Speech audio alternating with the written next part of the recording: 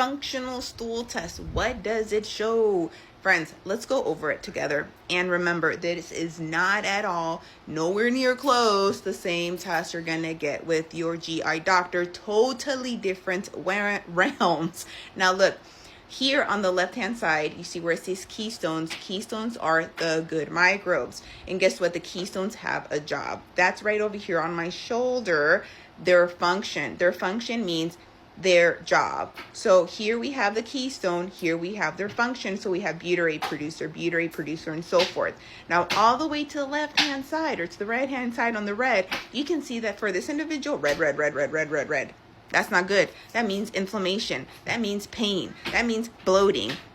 That means when they go to the GI doctor's probably just giving them omeprazole, pantoprazole, all those PPIs. And if they have constipation, they probably are given Truland, laxative. Because guess what? Your GI doctor, your primary care doctor would have no idea what to do with this. They wouldn't even know what to do with this test.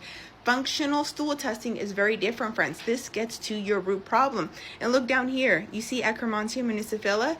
With that microbe, if it's not detected, which you can see right all the way to the corner on the bottom hand right side, that's not detected. That means this individual had leaky gut. So between the leaky gut and all that inflammation, the signs for this person may have included the brain fog, some skin issues, probably some constipation. And the thing is, when we do tests like these and we find out the problem, so the problem being the microbes aren't even there, so they're not doing their job, hence the problem. So when we know the problem, my job as a dietitian for my patients is to start to create an environment in their gut to plant and seed these guys.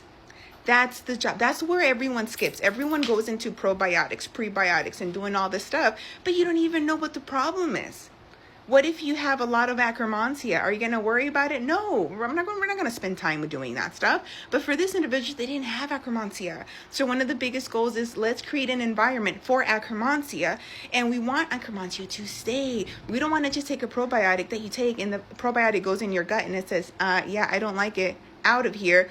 You want to create an environment. Healing your gut, friends, needs a strategy. And part of the strategy is going to include functional stool test. Friends, if you've gone with your GI doctor and they have not gotten to your root problem and they just are giving you more of those medications, consider doing a functional stool test. Send us a DM today with tests if you've never heard of this and you're curious to say what your gut has to say.